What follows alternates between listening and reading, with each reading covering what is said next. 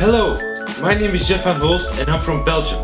I'm an international student at Camosun College and today I'm gonna show you how you make whatever is in your fridge omelette. So, first of all, we need 3 eggs. 1, 2, 3. We also need milk, ham, cheese, some mushrooms, tomato. We take a bowl, then we take the eggs.